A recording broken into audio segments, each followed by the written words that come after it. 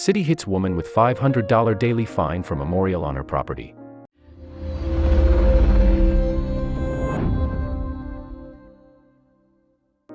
For years, a woman has displayed a small memorial on her property, honoring those who serve. However, the city went after her, demanding that she remove the obsolete statue or pay a $500 daily fine.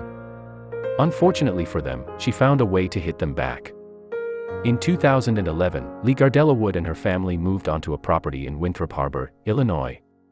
The quaint piece of land belonged to the Spring Bluff Elementary School until it shut down the same year. Excitedly, the family went to work on the property but wanted to keep the original feel. Along with leaving the old elementary school sign, the family decided to preserve a small memorial, dedicated to those who serve and lost their lives due to the September 11th terror attacks. No bigger than a large headstone, the boulder reads, "We shall never forget," and lists the memorial's various donors. Years after buying the property, Gardella-Wood received an unexpected letter in the mail. According to WMAQ-TV, Winthrop Harbor city officials used their executive power to order the homeowner to remove the memorial or face a fine of up to $500 per day for what they've determined is an obsolete display. Any obsolete sign shall be removed by the owner, agent, or person having the beneficial use of the building, structure or lot upon which such sign is located within 10 days after the cessation of such business or sale of such product that renders the sign obsolete, the letter reads. You will have 14 days from the date of this letter to bring your property into compliance, the letter states, or face a fine of not less than $25 nor more than $500 for each violation and each day's failure to comply. Gardella-Wood was shocked that the city would concern itself with her choice of decor on her own property. With time against her, she scrambled for ideas to be able to keep the memorial on her land. I have never heard of a plaque being an issue. There are people who have plaques in their yard all over the place. It is not gaudy. It is not hurting anybody, Gardella-Wood said. I think this is needed. We have a lot of people who are veterans. By the village wanting it gone, it hurts. People come here and reflect or to get away.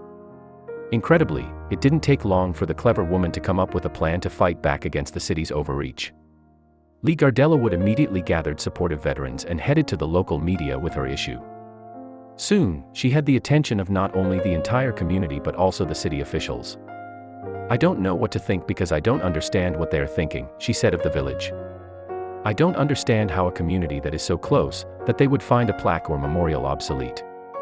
Within days, there was such a backlash against the city that Mayor Dr. Michael A. Bruno was forced to address the issue publicly. In a twist of fate, the mayor sincerely apologized to Gardella-Wood and confirmed that she would be allowed to keep the memorial without fear of fines. Corrective action taken by the owner now confirms to us that the site does continue to serve as an active 911 memorial and therefore the sign is not obsolete as defined by the Village Sign Code Ordinance. Based on this information, the sign does not have to be removed, Mayor Bruno said in a statement. To the extent that any misunderstanding of the actions taken to address the described property maintenance issues may have offended those who are or have served our country, it was not our intent and we sincerely apologize. Gardella-Wood was relieved at the mayor's intervention but adds that the memorial never should have been questioned in the first place. She pointed out the importance of honoring those who lost their lives or loved ones on that tragic day and vowed that she will keep the display as long as possible. People worked really hard to have that put there. People died on September 11th, Gardella-Wood continued. It's not something we can just forget. The victory comes after a lengthy battle with city officials. Gardella-Wood explained that they have been trying to remove the memorial from her property for over a year but were reluctant to do so. Leigh Gardella-Wood and the community are celebrating their win against the city. Fortunately, the display will remain in her yard and those who still wish to honor the fallen of 9/11 by visiting the memorial may do so anytime they please.